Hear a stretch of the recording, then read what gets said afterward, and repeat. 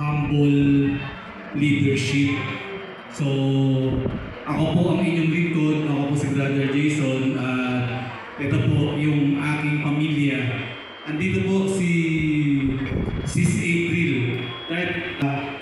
Sa atin po sa pagsisimula, gusto ko lang pong anyayahan kayo sa isang maiksing activity, no?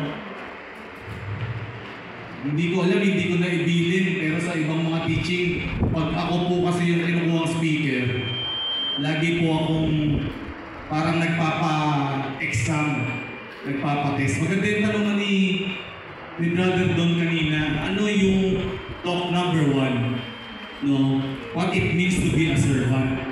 No? Idudugtong natin yan hanggang sa dulo, mamaya evaluation. Pero sa totoo lang, ang gusto kong mabanggit din, yung talk 1, 2, 3, tsaka 4, meron siyang nickname eh. Pag pinagsama yung unang 4 na talk, sino po yung nakakatanda kung ano yung nickname? Yung unang 4 na talk po ng ating HLT, ito rin yung tinatawag nating facilitators training. Ito rin yung orientation. So yung unang 4 na talks, yung kailangan natin para spiritual foundation para tayo ay makapag-lead ng discussion group ng facilitator bilang maging facilitator. Sino po dito ba pwede po bang magsalita ng amen? Ang lahat ng mga yung grassroots members, yung wala pong service assignment kahit wala, puro mga household leader and up to, tama po ba? No? So household leaders, okay. O sige, simulan natin sa sino po ang household leaders. Magsalita nga ng amen. Sino naman po ang mga coordinators ng chapter? Magsalita nga po ng amen. Parang yung iba nahihiya pa. No? Kaya sabi ni Sis, bakit parang ako lang? No? Ikaw lang malakas ang boses, Sis. Mag-talk na rin yan, mag-worship na rin sa harapan. Sino po ang mga unit leaders? Amen, no? Ayan. Salamat po. At mga chapter leaders? Amen.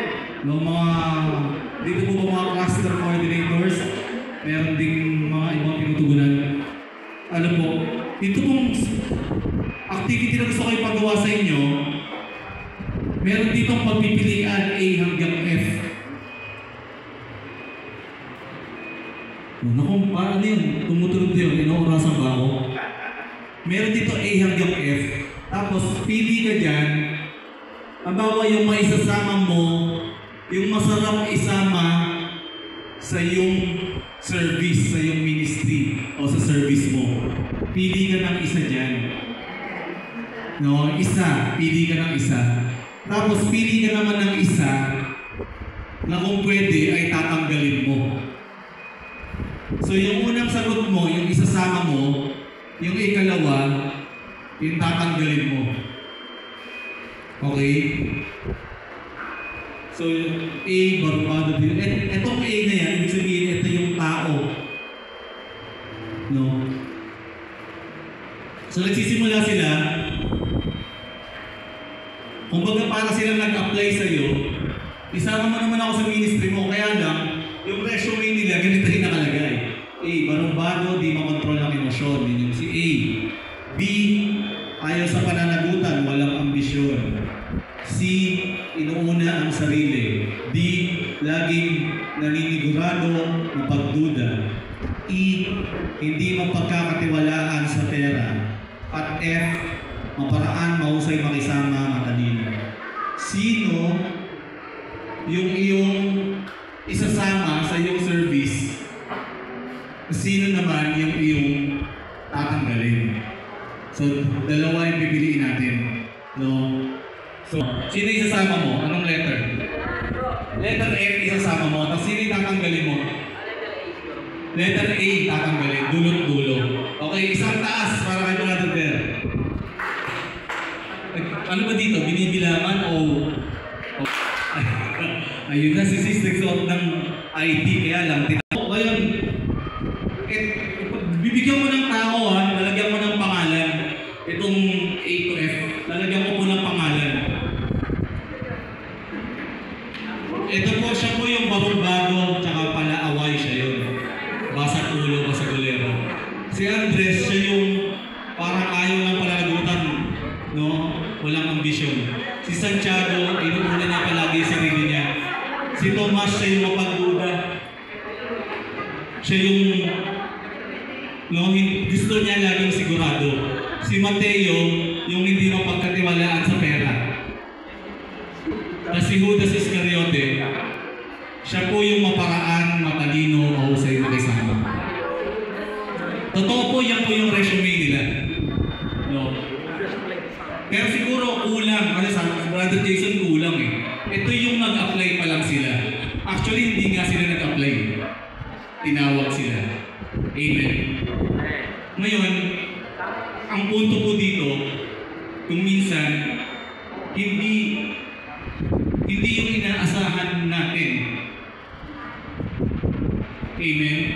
Ang nangyayari sa atin. So, dito ko po sa diwang ito, gustong simulan ang ating talk ngayong gabi. At hatiin lang natin sila sa 4 na malalaking punto. Susubukan ko pong lagyan ko ng laman. Yung una, paano tayo makakapasok sa isang mapagpakumbabang pamumuno?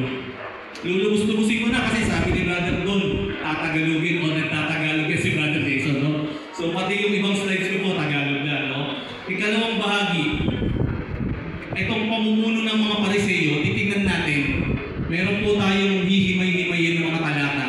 Dahil ito sana ay yung parang susubukan natin iwasan. Tapos, gagawin natin, itatawid natin sa modern day. Ito mga aning dapat nating iwasan na pagbaluktot sa nais ng Diyos at sa kahuli-hulihan para maihanda tayo sa kung paano ba ang kababaang loob sa pamumuno. Unahin natin, humble leadership, mapagpakumbabang pamumuno. Sino po ba dito sa inyo nung sinabi, pag nagtagal ka sa Couples for Christ, magiging leader ka balang araw? May sinabihan po ba na gano'n? Wala naman. So pare-parehas tayo. So sino po dito, yung unang-unang beses na ikaw ay sinabihan, bro, baka pwede kang mag-serve sa ganitong assignment, maging leader ka. Sino po dito, yung sa unang-unang beses na sinabihan ay tinanggap ka agad? Meron po ba?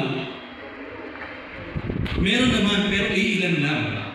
Pero sa totoo lang, hindi nyo pinlano kung ano yung ibibigay o iaalok sa inyo. Ngayon nga, hindi ko na maisip, inalok ba talaga sa atin? Diba? Hindi natin sinasadya eh. Hindi natin inakala na mamumuno tayo. Amen o amen? Diba? Hindi natin sinasadya, hindi natin plano. Pero, kung napansin ninyo, dun sa line-up kanina, nung mga alagad ni Jesus na naging tapat sa Kanya, at dun sa bumaliktad, masasabi natin na kung gusto kong gamitin ng Panginoon, gagamitin ka niya. Amen? Pagka ako nga po ay nagbibigay ng talk sa mga CLP, nagtatanong ako, sino na kilala sa akin bago makita ninyo ako nasa harapan? Hindi po ako celebrity. Kaya ako tinatanong ko yun kasi ibig sabihin, kung nagsimula ng ganun, yung mga alagad ni Jesus, there is a legitimate chance na makumpleto rin natin na matawag tayo mga mahal na alagad ni Jesus. Amen? Diba? Kasi kung gusto ng Diyos, mangyayari. At ang gagawin natin, tayo nagpapasama, nagpapagamit. Tinitingnan kasi ng Diyos ang puso, hindi lang yung panlabas na anyo. Hindi lang yung panlabas na anyo. Gusto tingnan ng Diyos, nasaan ba ang puso mo? Ako po ay naniniwala, kaya kayo ay bumabalik-balik, at kaya tinatapos natin ng mga teachings sa ganito. Kasi kahit papano, nilalapit natin yung puso natin sa Panginoon. Amen? Di ba? Naghahanap ng kababaang loob ang Diyos kapag hinanap niya kaya yun sa atin, yung kaya ang matagpuan niya. No?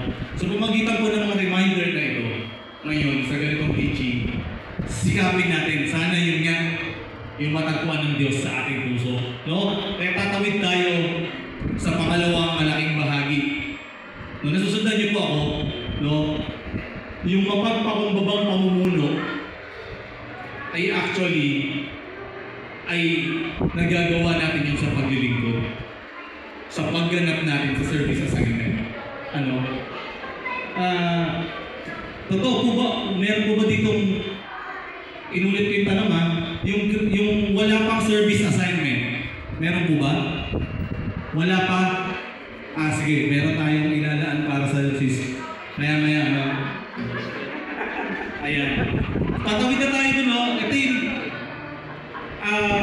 isisingit ko pala to. Ito yung mga iba-ibang paraan po para matuto tayo, no? Tuklasin natin ang halimbawa ni Kristo Jesus. Halimbawa ni Kristo Jesus ay servant leadership, no? Ang ginawa ni Jesus, nung una, dumating siya sa mundo, may mga ilang hakbang. Yung una, siya ay naglingkod. Siya ay kumilos, siya ay gumawa. Parang mas kinuwento niya, ako muna, tapos nakatingin lang kayo.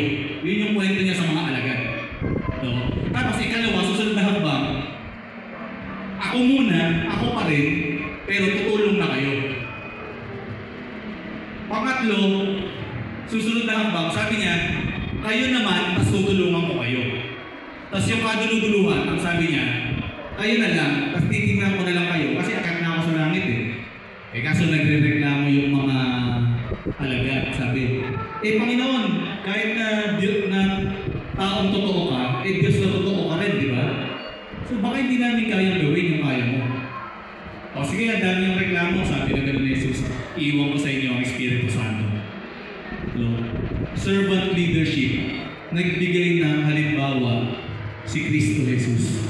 Alam niyo po, pag meron dumating na point sa buhay ko, kami, nagbibigay po kami ng talk. Pag pinapakilala kami, ang sinasabi sa amin ay ganito. Itong mag-asawang ito, si Brother Jason at Sis April ng Sabang. Pero ang kwento po na fast forward dito ay hindi po kami nakatira doon, na-assign lang po kami doon. Kung mapapansin nyo, kung natatandaan nyo, binabanggit rin na ni Brother Don, kami po ay Tagalangkaan nakatira. Pero na-assign po kami sa Dasma Bayan, sa Sabang po, sa loob pa. No? Dumating yung point sa buhay namin, pinapakilala kami na taga-Sabang kami. Yung ibang mga kapatid natin, sa mga gathering, gusto kami isabay kasi mapunta silang Sabang. Sabi nila, pasensya na po, out of the way. Bakit hindi ka ba doon nakatira? Hindi po. Bakit lagi kayong nandun? Bakit pati kwento ng kanilang mga anak na CFC na at mga anak sa iba-ibang ministry, bakit daw hindi kami nag-aalala kung kami ay ginagabi? Akala nila taga doon kami. Alam niyo po ang sagot ko, kung ikaw ay leader, kung ikaw ay pastor, kailangan kaamoy mo yung mga tupa. At hindi mangyayari yun kung hindi kayo maglalaan ng oras, mga kapatid. Hindi mangyayari yun kung hindi kayo maglalaan ng oras.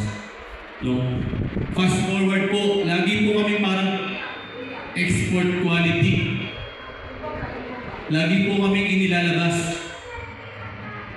Hindi, sa totoo lang, tinatapon na export quality, pinaganda ko pa, no?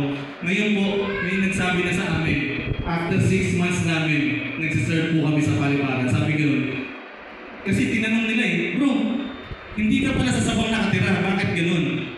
Kinuwento ko sa kanila, katulad na kinuwento ko sa inyo.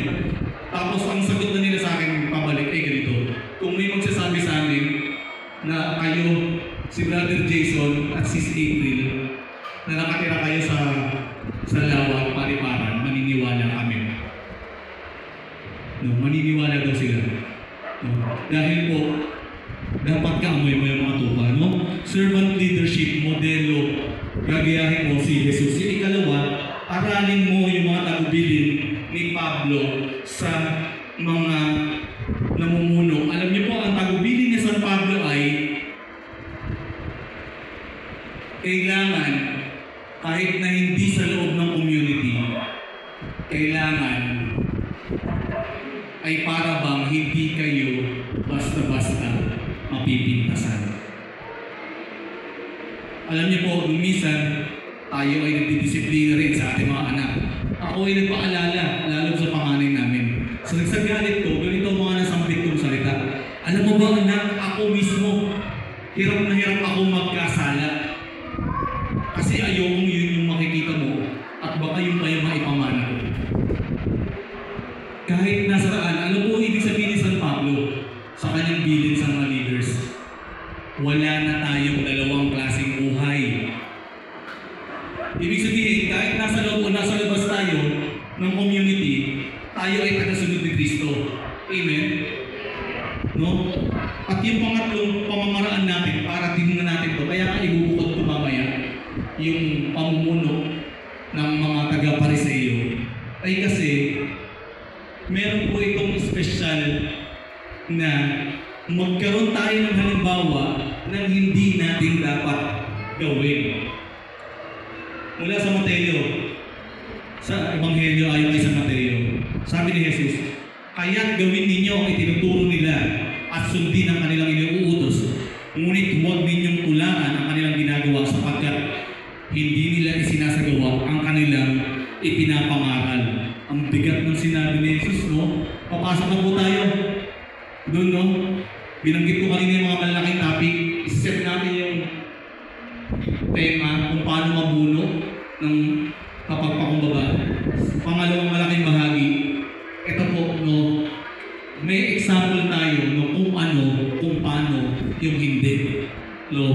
Kasi, himayin natin, sa totoo, ako po, kung sakaling maririnig ko ang Panginoong Jesus, ito yung mga salita na ayaw kong marinig ko sa Kanya tungkol sa akin. Tungkol sa paano ako mag-serve, kung paano ako mag-lead. Ito yung dapat iwasan nating lahat. No? Sabi ni Jesus, tinukoy niya kasi na may mga leader, yung mga Pariseo, alam ko wala sa cluster D dito. No? May mga Pariseo, tama yung sinasabi, pinapagawa nila, tama. Pero, iba yung ginagawa nila. Iba yung ginagawa nila. Actually, ako po ay nahirapan po akong tanggapin ang talk na ito, humble leadership. Bakit? Kasi kayabangan ang una kong kasalanan. Ang paborito kong kasalanan.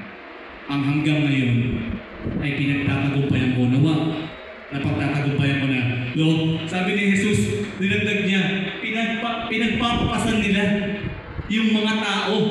Pero ni daliri nila ay hindi nila maiangat, hindi nila magamit para tumulong. No? Ito yung sinasabi ni Jesus na sa totoo lang, di ba ang paraan para makapagturo tayo ay yung ipakita natin kung paano yung gawin. No, kung paano yung gawin. Yun yung paraan, pinakamabilis na paraan para makapagturo tayo. So, ibig sabihin, hanggang ngayon, tuloy-tuloy, tayong lahat ay nag-aaral. Tuloy-tuloy tayo ay estudyante. Tuloy-tuloy gusto natin maging disipulo. Gusto natin maging alagad ni Jesus. Amen? May nagtanong sa akin, bro, ulit-ulit ko nang narinig yan. Bro, bakit ganito, bakit ganyan? Ang narinig ko paliwanag, iba-ibang wisdom dumarating sa atin, iba-ibang karanasan naririnig natin. Nung ako yung tinanong, ang sagot, kasi tinatanong ko, kailan, yung hindi na ako attend, di okay lang, na hindi na ako attend, kailan? Ang pinakamalapit kong sagot ay ganito. Siguro, kung ikaw na yung nakakapagbigay ng talk ng buong series na yan, yung kaya mo, yung siguro kahit sa isang buong upuan, kaya mo ibigay yung talk, palagay ko pwede. Palagay ko pwede na hindi ka umatid. Pero sa totoo po, nagkaroon ng online na provincial, nagkaroon po ng patawag na huling face-to-face. Kami po mag-asawa, nag-attend pa rin po kami. Pero kung gagamit ako dun sa aking kayabangan, Nabigay ko na po lahat ng talks na to at hindi lang minsan. Pero pwede kong iwasan talaga yung top 15. Siguro, special yung Master D. Kasi, what it means to be a Christian. Tapos pangalawa, the household, purpose, dynamics. Pangatlo, building relationship with your members. Pang-apat, evangelistic headship. Panlima, zeal for righteousness. Pang-anim, good example. Pang-pito, single-mindedness for God. Pang-walo, diba? Ang sarap niyang ulitin, ang sarap niyang pakinggan ulit. Alam niyo po, lahat ng mga talks na yun, kahit nga sa talk number 10, correction as a pastoral tool. Uy, walang nag-correct sa akin. 10 ministry of encouragement pa lang. Ibig sabihin, lahat po binanggit yung humble leadership. Lahat tayo nag-aaral pa rin.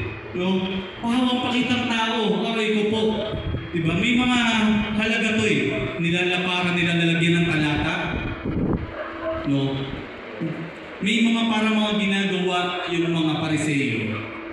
Kapag ginawa nila yun, mas mahabang damit, mas maraming kulay. Ibig sabihin, nakatapos sila.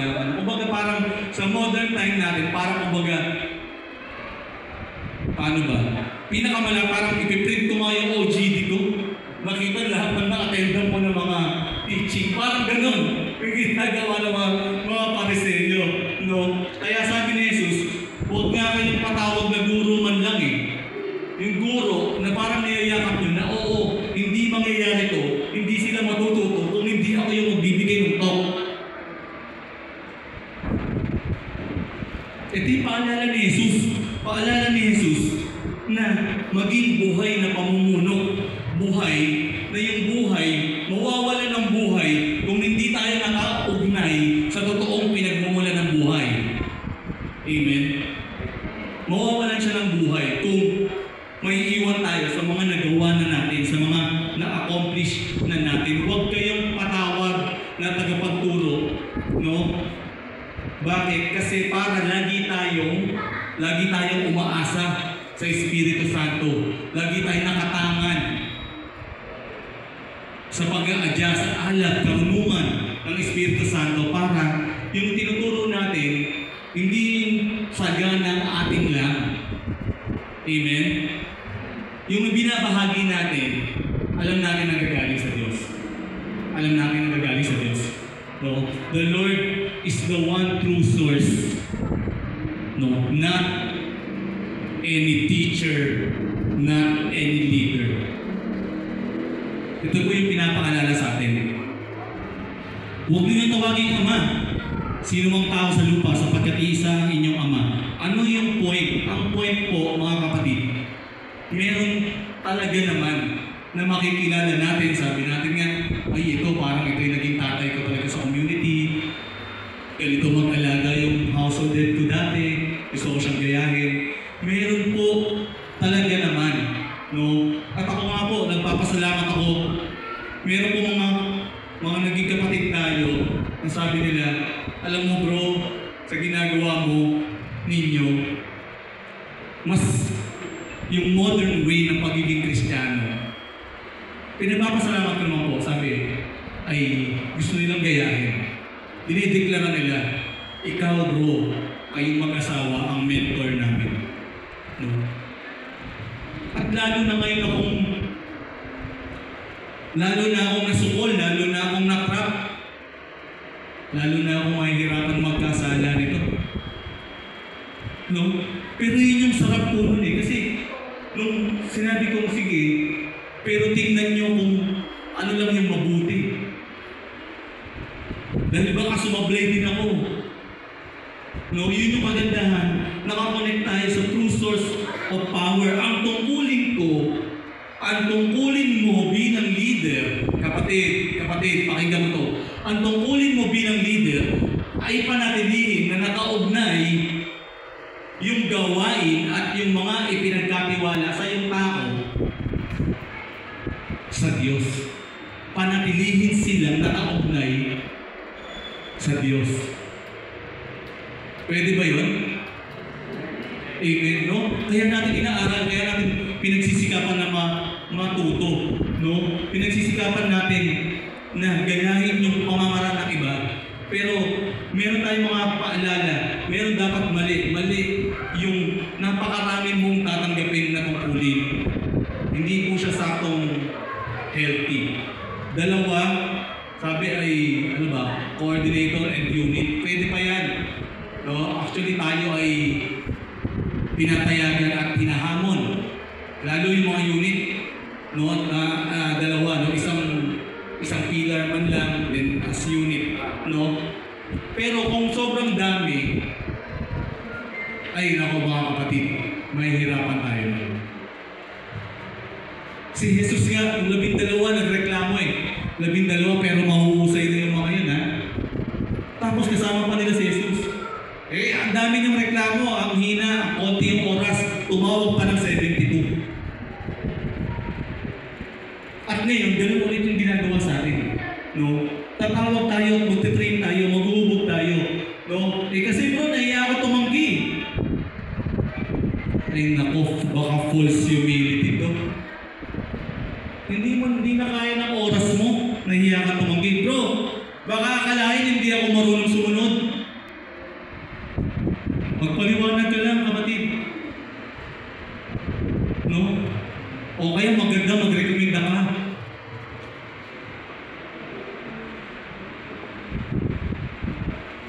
Ito isa pa, lahat na lang.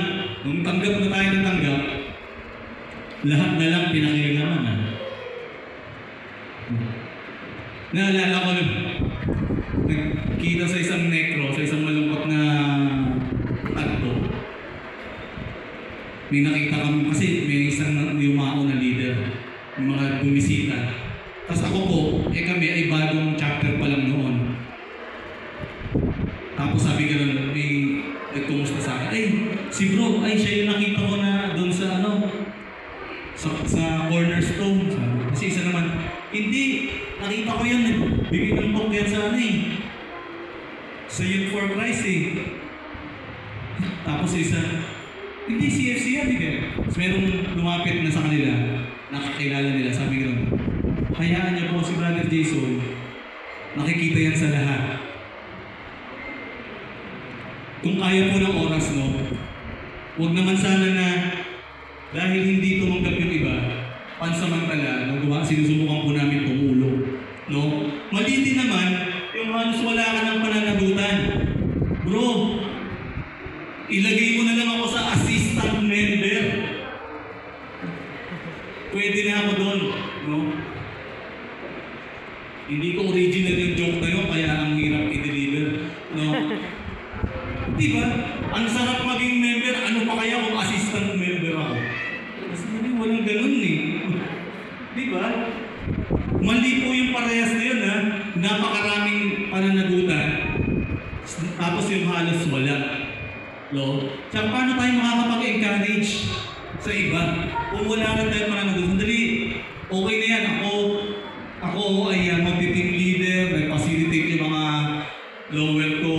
Okay na siguro na hindi na ako magtanggap ng service. No? Huwag naman po sana maging ganun. No?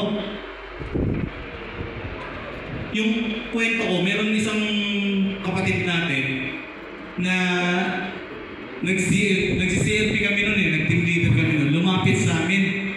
Sabi ganun, pagkatapos ng talk, dati 12 talks pa. Diba?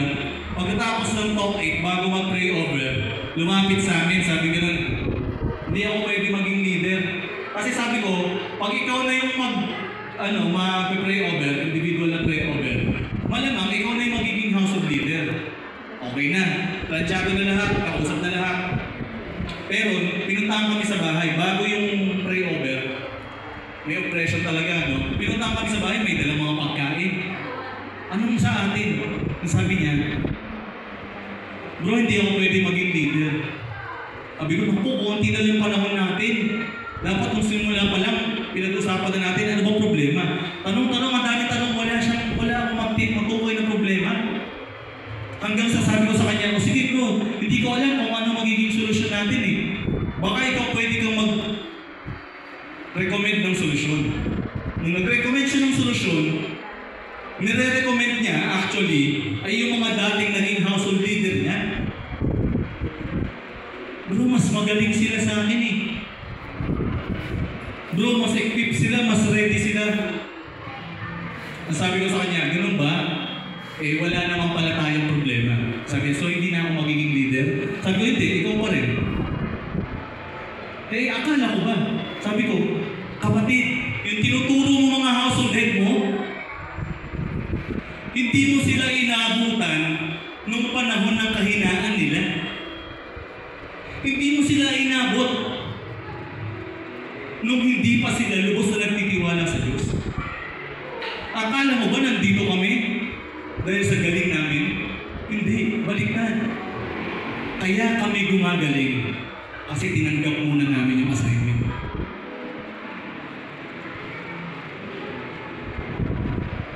Ikaw pa rin magiging leader. Pass forward, pass forward. Meron siyang bagong mga service na pagkatumpayan na. No? After 6 months nun, bro, laging kompleto yung household group namin. Ayaw ko siya. After a few years, tumanggap na as coordinator. Ngayon, no, active direct si sir. No?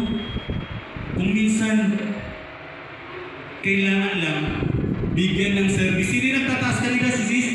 Pakibigyan, sinong unit leader mo? Pakibigyan nga ng service to.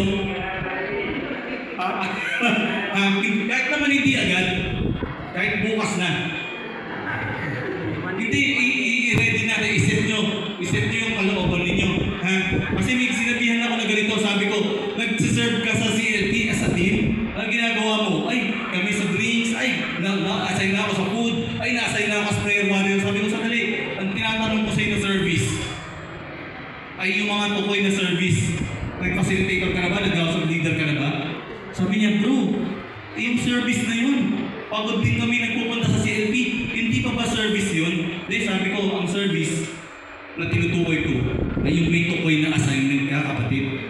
Bakit? Kasi ikaw talaga yung mananagot dun eh. Eh kung ako'y prayer warrior, ako'y part ng CLP service team composition, okay lang siguro, wala ako. Pero kung ako'y assistant team leader, kung ako'y team leader, hahanapin ako eh. Kasi meron akong tukoy na gagampanan, di ba? Kaya sabi ko, pakibigyan nga ng service ko. Nag-walk out, kasi talk din yung teaching eh. Nag-walk out. After 2 years na assign ako sa chapter nila, nagkita kami. Akala niya nakalimutan ko siya. Sabi ko, ano, kumpara mo, yung nag-serve ka lang as part ng CLP team composition, o yung ngayon na meron ka ng tukoy na service.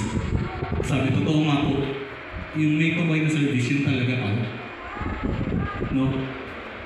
Pakibigyan ng service na sila, nagtatago na tuloy. No?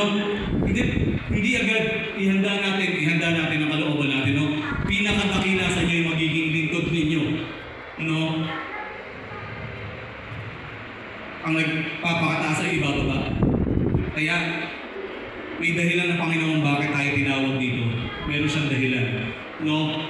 Ang panawagan sa atin ay mapagpakumbabang pamumuno. So pagka nirap up ko yan, ang tinutukoy ko talaga, service as in, ikaw yung nag-alay ng service ng gampanin na yun, plus ikaw pa rin yung may pananagutan doon. Diba? Kaya natutuwa ako kay sis, tinawag yung coordinator, malakas yung boses niya, dapat proud ka kung ano yung service mo. Amen? Diba? Pero alam niyo po ba, kasi pinaganda lang to eh. Pinaganda lang yung title natin eh. Para mabilis natin yakapin. Pero ang ibig sabihin niyan, ikaw dapat ang lingkod. Ikaw yung palalimin pa natin. Ikaw yung alipin. Palalimin pa natin. Ikaw yung alila.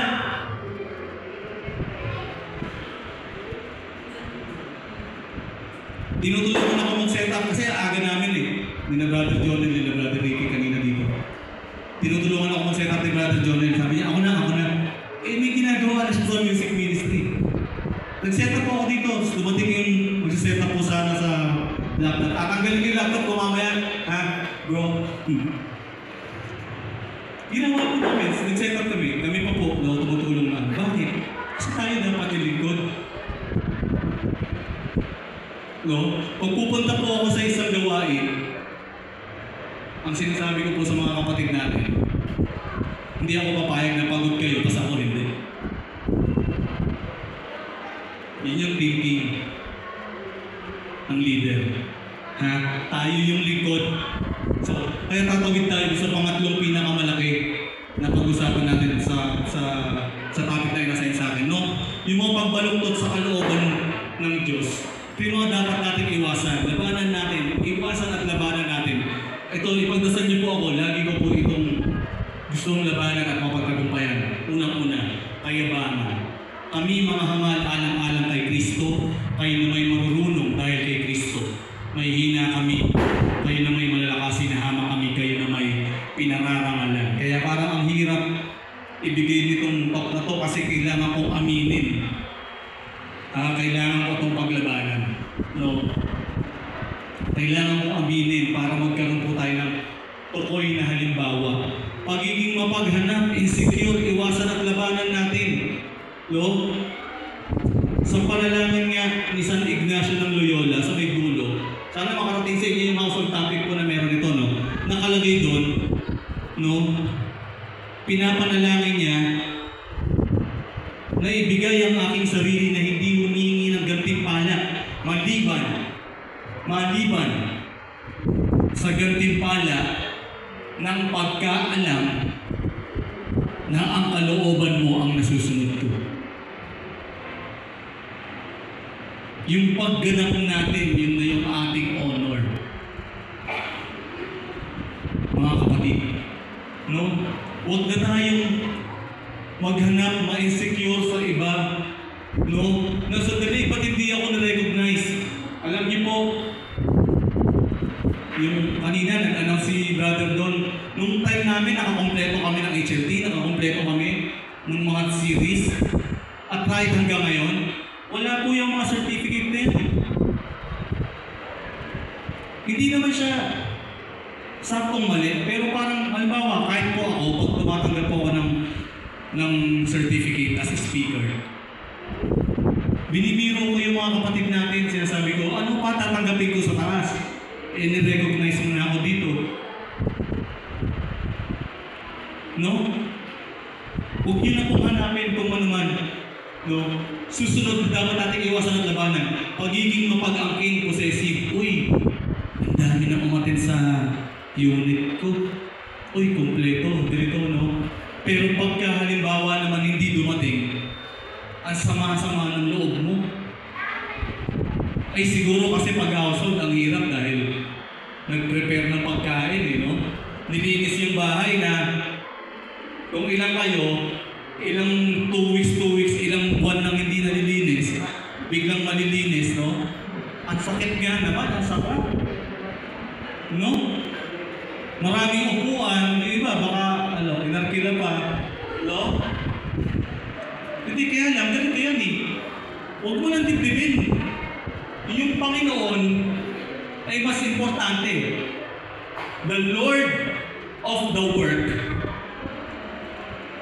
is more important than the work of the Lord. Kaya minimum lang, 2 lang eh. Kaya kanina, nung dumating na sina Bro Don, Bro Ricky, gusto na nilang magsimula, hindi ko sila awatan eh. Kasi ang sinasabi lang ay, 2 man lang, o higit pa, ang nagtipon sa iyong pangalan. No? Kaya alisin na natin masyado yung naku, mamaya siguro sa evaluation to, ibang mga correction mo. Yung ang haba ng waiting time. Call time, waiting time pa. May call time na, may waiting time pa. No? Diba? Huwag mo na masyado dibdibin. Mas mahalaga ang Panginoon ng gawain. Ang hinihingi sa iyo ay ang sumunod. Kung minsan, naku, wala akong na-invite o kaya ang kaunti lang nang napag-graduate namin, minsan tayo, nagiging kayabangan din to eh. Akala natin, tinalaga tayo ng Diyos para iligtas sa mga kaluluwa. Kailangan ko mag-evangelize. No? That is true. Totoo po yun, mga kapatid. Pero baka nakalimutan natin yung Panginoon ng gawain. Magpapatuloy ka ba kahit na konti lang ang resulta? Baka gusto natin makapaghubog, makapag-akay, pero tayo pala mismo yung gustong mahubog ng Panginoon.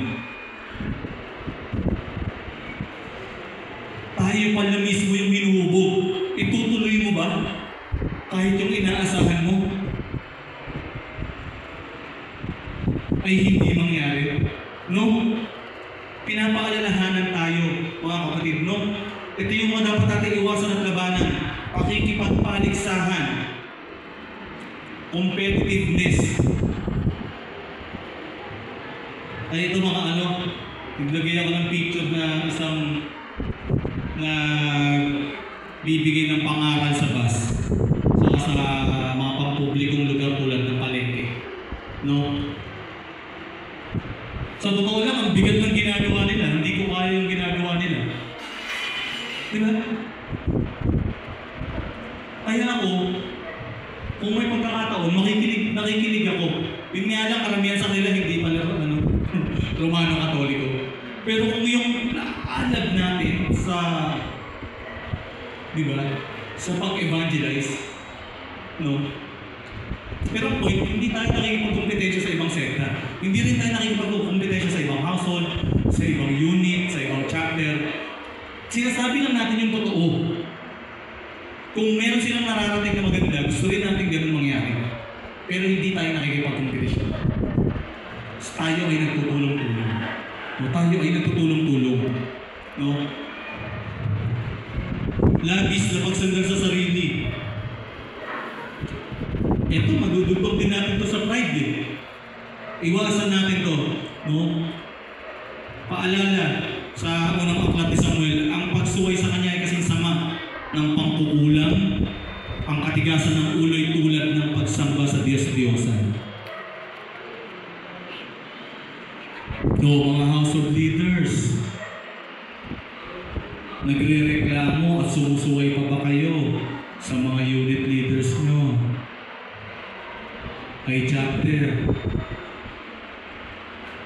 Mauuna pa ba yung reklamo bago sumunod? Pagka ganun daw, no?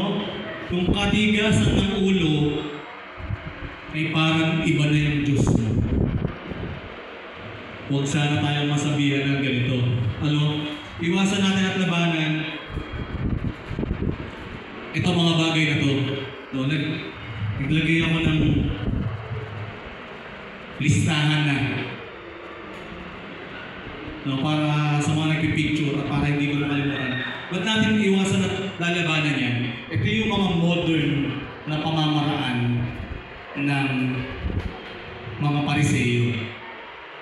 Dito natatranslate sa mga dapat iwasan at labanan natin, no? So pagka naiwasan at labanan natin yun, kailangan naman natin ngayon na ano na yung gagawin natin. Ito na yung kung paano. Pumapasok na tayo sa huling malaking bahagi po ng tinatalakay ko ngayong gabi. So, yung una, siguro balikan natin back to basics. Ano ba yung ating tunguhin? Ang tunguhin natin ay matulungan yung ating kapwa-tao na makasunod kay Jesus.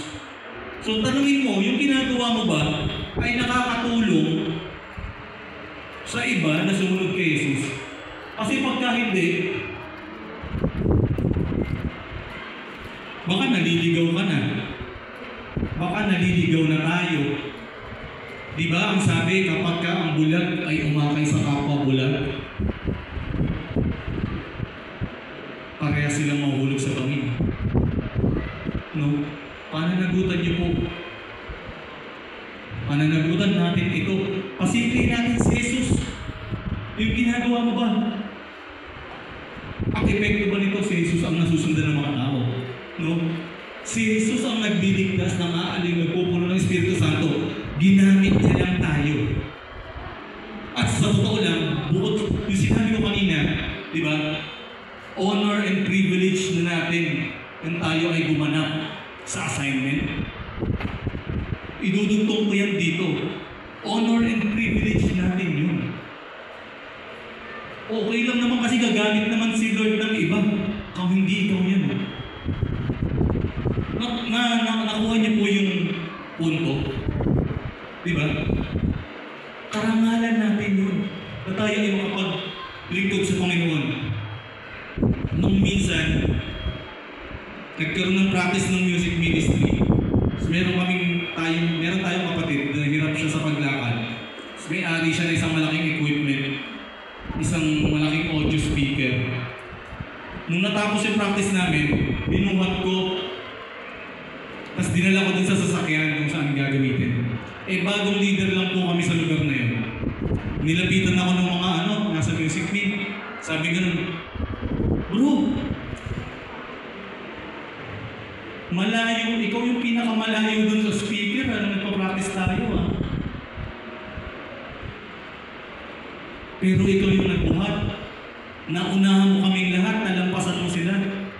Naunahan mo kaming lahat na magbuhat. Tapos sabi ko, ay ganun po ba may naka-assign na po bang magbuhat dito? No, hindi ko maintindihan kung saan yung conversation na yun, kung saan papunta Ang sagot sa akin, hindi bro. Yung ginawa mo kasi, para nagpaalala sa amin at nagpatunay sa amin na ikaw yung leader. Kasi kung ano yung pinakakailangan ng tulong, tapos kung ano yung pinakamabigat na dapat bubuhatin, naunahan mo lahat, naisip mo na yun. Kaya nung natapos na, ganoon yung ginawa ko. No?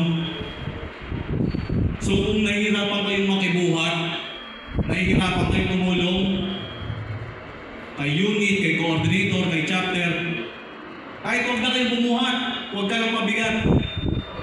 Amen?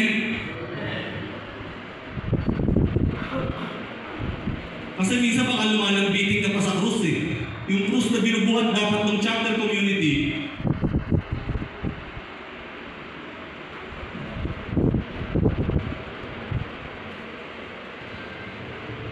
pagtulungan natin buhatin. Amen. Di ba? Yung ating evangelization na katuon sa pagpapakilala kay Jesus, back to basics tayo. Si Jesus ang dapat makilala. Ganun tayo dapat mag-serve. Ganun tayo dapat nagtutulungan. Yung isa pang paano, di ba? Yung pamamaraan natin, ang hirap pakilala si Jesus, ang daming aspeto. Balikan natin. Yung ating pananampalataya, tayo ay umaasa, tayo ay nagmamahal. Pananampalataya, nag-set ka ng CLP, nag-set ka ng mga ganitong series ng mga teachings na hindi ka pa alam, hindi pa sigurado kung sino yung darating. Pananampalataya. Pag-asa. Maging fan ka ni Laida Magtalas. Sabi niya, maniwala ka sa goodness. Naku, Sarah G, tsaka John Lloyd, hindi na pala. No? Hindi, pero yun yung umaasa tayo. Ito yung mga palatandaan na tayo ay mga Kristiyano, di ba? Tsaka yung pagmamalasakit, pagmamahal natin sa lahat ng ginagawa natin, di ba?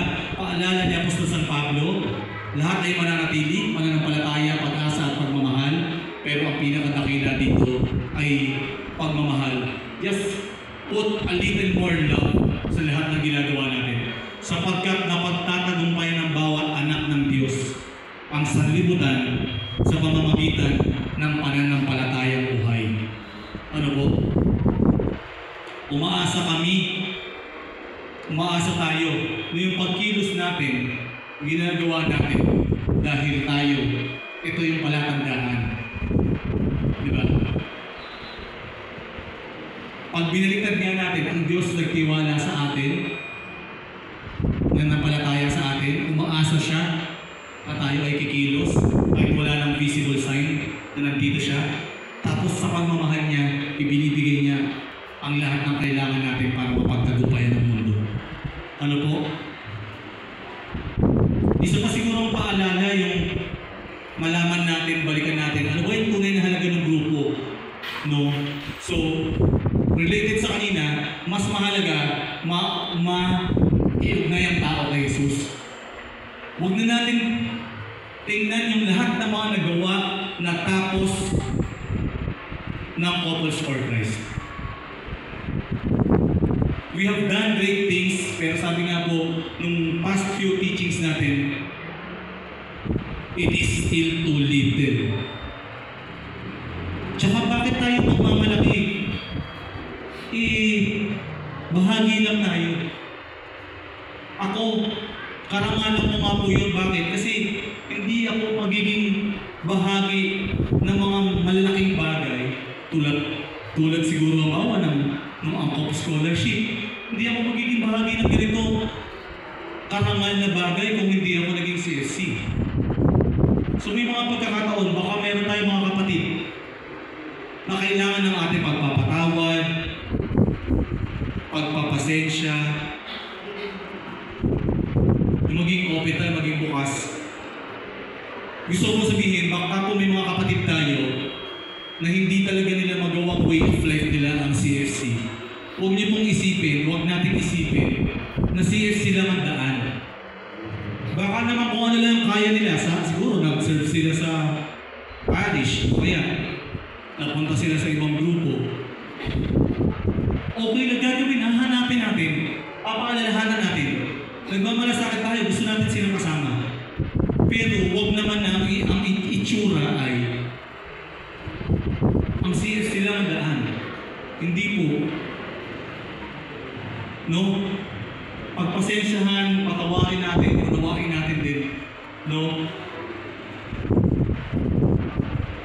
Alam niyo po, kaya nakakasama kayo sina Bro Henry, Bro Ricky, Bro Don. Nagkakaroon kami ng mga reporting. So, umiikot per cluster nagre-report. Alam niyo po ako, nung bago masayang po kami sa Cluster C, ito po ang storya. Sabi ko sa kanila, ayon sa datos, ayon sa records, tayo yung pinakakulela. Tapos, nung sinasabi ko sa kanila, hindi ko sila pinapagalitan. Tapos, merong isa, hindi nakatiis sa akin, lumapit sa akin nagtanong, bro, ang pangit na nga ng record natin, ang pangit ng simula natin. Bakit parang masaya ka? Sabi ko, kasi ako yung unang magre-report eh. Tapos, magre-report na per chapter. Hawa, yung cluster leader magre-report, and then magre-report ko yung chapter to represent the cluster.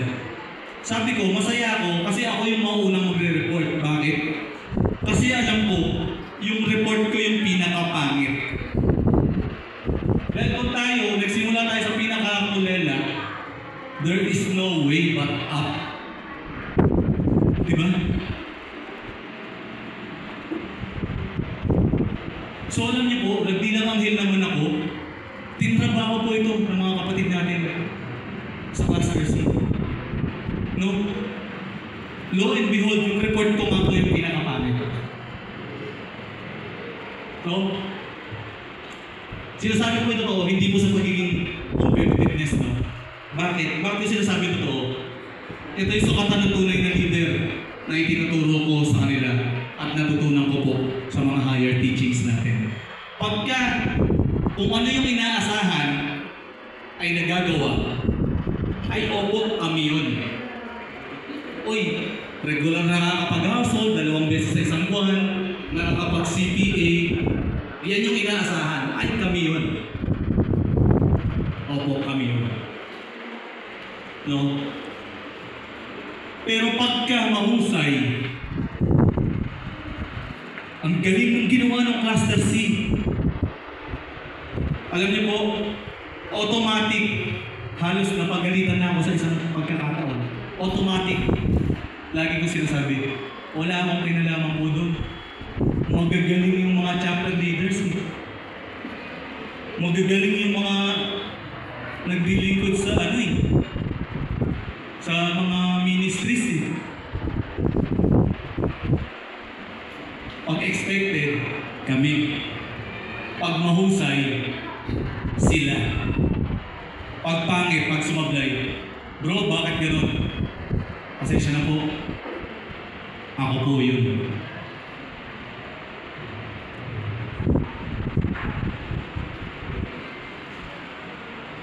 Ito yung hamon ng pagiging humble leadership, mga kapatid. kahit saan natin tingnan. Ang kinapos, nagkulang, sumablay. Inuunahan ko pa yung iba na mag-report. Pananagutan ko po yun.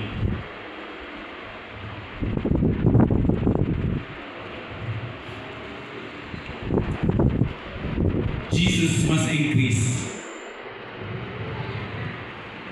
And for that to happen, we, and maybe even our group, and even CFC, must decrease.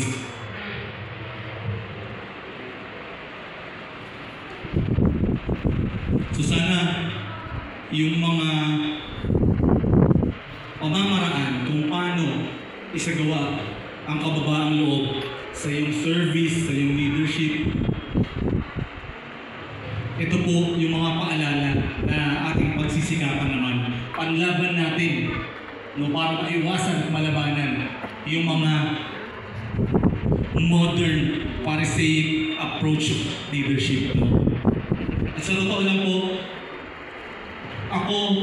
naniniwala ako na meron man lang na napaka-konti o napakaliit na kabutihan na nagawa ko sa mundo, o kaya may plano talaga ang Diyos.